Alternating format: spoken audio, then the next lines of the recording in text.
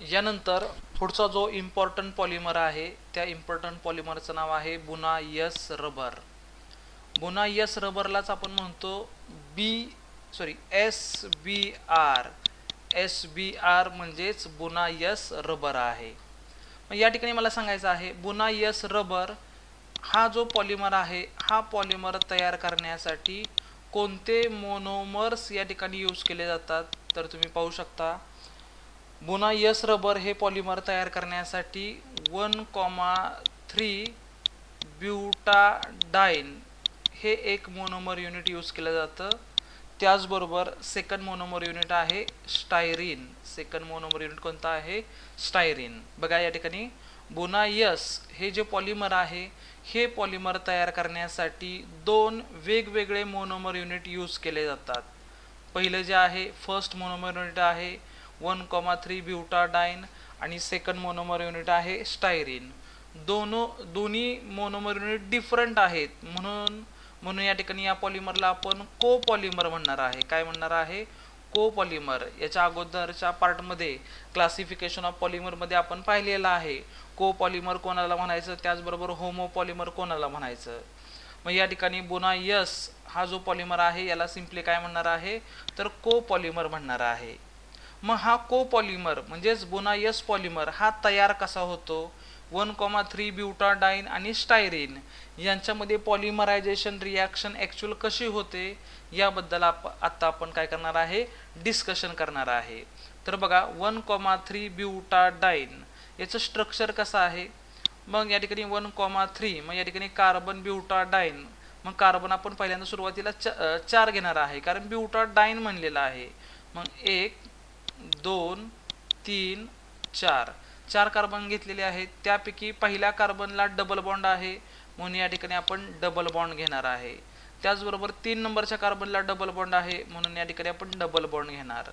त्यानंतर सगळे कार्बन एकमेकाला सिंगल बॉन्डने जॉईन करणार आहे. मग या कार्बनमध्ये राहिलेल्या दोन व्हॅलन्सीला 2 बॉन्डला काय जोडलं जाणार तर हायड्रोजन. मग इथं काय येणार आहे CH2. इथे काय येणार आहे CH. या ठिकाणी काय येणार आहे CH आणि इथे कोणतं स्ट्रक्चर तयार होणार CH2. म्हणजे 1,3 ब्युटाडाइन हे स्ट्रक्चर कसं तयार होणार आहे इथे पाहू शकता तुम्ही CH2 double bond CH single bond CH double bond CH2 याला आपण 1,3 ब्युटाडाइन म्हणणार आहे. ठीक आहे. त्यानंतर दुसरा जो मॉलिक्यूल आहे तो आहे स्टायरीन.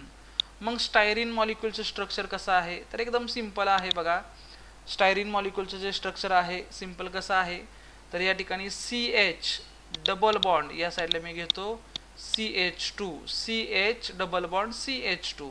मग इथं CH घेतलेला आहे डबल बॉन्ड CH2.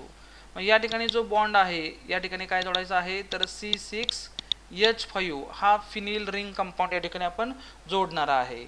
मग हा कंपाऊंड इथं जोडल्यानंतर याला आपण सिम्पली काय म्हणणार स्टायरीन म्हणणार आहे. किंवा हे आपण कसं पाहू शकतो कार्बन कार्बन डबल बॉन्ड आहे. या कार्बनला 2 हायड्रोजन आहेत. या कार्बनला 1 हायड्रोजन. पण इथं जो बॉन्ड आहे या बॉन्डला हायड्रोजन न जोडता काय जोडायचं आहे C6H5 जोडायचं आहे. मग हे जे मोनोमर युनिट आहे याला आपण काय म्हणणार आहे तर स्टायरीन म्हणणार आहे. काय म्हणणार आहे स्टायरीन. मग हे स्टायरीन या ठिकाणी मी लिहिणार आहे. दुसरा जो मोनोमर आहे तो कोणता आहे स्टायरीन. त्याचं स्ट्रक्चर कसं आहे तर CH डबल बॉन्ड CH2 आणि या कार्बनला काय येणार आहे तर C6H5 हा फिनिल ग्रुप येणार आहे. मग या दोघांच्या मध्ये काय होणार पॉलिमरायझेशन रिॲक्शन होणार आहे.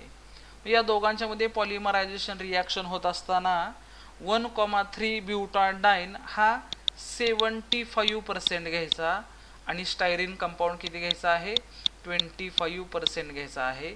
ठीक आहे. मग आता यांच्यामध्ये आपण काय पाहणार आहे पॉलिमरायझेशन रिॲक्शन कशी होते. सगळ्यात महत्त्वाचा बेस याच्यामध्ये असा आहे की पॉलिमरायझेशन रिॲक्शन होताना या दोन्ही मॉलिक्यूलमध्ये नक्की काय बदल होतो. एकदम सिंपल आहे. ज्या ज्या ठिकाणी सिंगल बॉन्ड आहे त्याचं कन्व्हर्जन डबल बॉन्डमध्ये होतं. पुन्हा एकदा बघा पॉलिमरायझेशन या रिॲक्शनमध्ये नक्की काय होतं. पॉलिमरायझेशन रिॲक्शनमध्ये या कंपाऊंडमध्ये जिथे सिंगल बॉन्ड आहे त्याचं कन्व्हर्जन डबल बॉन्डमध्ये होतं ज्या ठिकाणी डबल बॉन्ड आहे त्याचं कन्वर्जन कशामध्ये होणार आहे, सिंगल बॉन्डमध्ये होणार आहे. ठीक आहे, इथे बघू शकता या ठिकाणी डबल बॉन्ड आहे त्याचं कन्वर्जन सिंगल बॉन्डमध्ये. बघा इथं CH2 डबल बॉन्डचं कन्वर्जन सिंगल बॉन्डमध्ये, त्यानंतर पुढे CH सिंगल बॉन्डचं कन्वर्जन डबल बॉन्डमध्ये, पुन्हा CH आहे, त्यानंतर डबल बॉन्डचं कन्वर्जन कशामध्ये होणार, सिंगल बॉन्ड CH2 तयार होणार. इथे पाहू शकता CH आहे, त्यानंतर डबल बॉन्डचं कन्वर्जन सिंगल बॉन्डमध्ये, पुढे CH2 ग्रुप आहे, इथं कोणता ग्रुप आहे C6H5. हे कन्वर्जन झालं. हे कन्वर्जन झाल्यानंतर हे दोन्ही मॉलिक्यूल एकमेकाला सिंगल बॉन्डने जॉईन करायचे. म्हणजेच हा जो मॉलिक्यूल आहे 1,3 ब्युटाडाइन आणि स्टायरीन पॉलिमरायझेशन प्रोसेस होत असताना दोन्ही मॉलिक्यूल एकमेकाला सिंगल बॉन्डने जॉईन करायचे.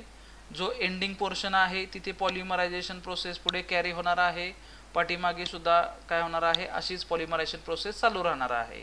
ठीक आहे, मग हा जो सबस्टन्स तयार झालेला आहे या सबस्टन्सला आपण काय म्हणणार आहे, SBr म्हणणार आहे. SBr म्हणजेच काय तर स्टायरीन 1,3 ब्युटाडाइन रबर. SBr ला आपण काय म्हणतो पुन्हा एकदा बघा, स्टायरीन 1,3 ब्युटाडाइन रबर म्हणणार आहे. ठीक आहे, मग यामध्ये महत्त्वाचा अजून एक पार्ट आहे की 1,3 ब्युटाडाइन याचे n नंबर ऑफ मॉलिक्यूल आपण पार्टिसिपेट करणार रिॲक्शनमध्ये. स्टायरीनचे सुद्धा n नंबर ऑफ मॉलिक्यूल घेणार आहे.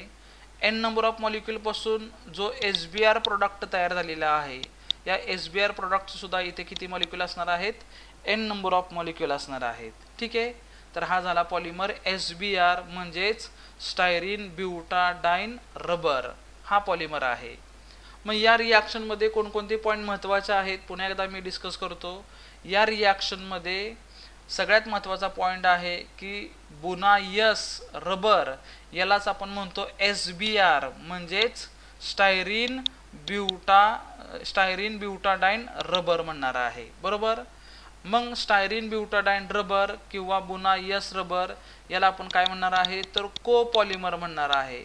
याला कोपॉलिमर का म्हणणार आहे तर याच्यामध्ये सुद्धा दोन्ही मोनोमर युनिट कसे आहेत, डिफरंट. पहिला जो आहे तो ब्युटाडाइन आहे आणि दुसरा जो आहे तो आहे स्टायरीन. दोन्ही मोनोमर युनिट कसे आहेत, डिफरंट आहेत, म्हणून याला आपण सिम्पली काय म्हणणार आहे, कोपॉलिमर म्हणणार आहे. ठीक आहे.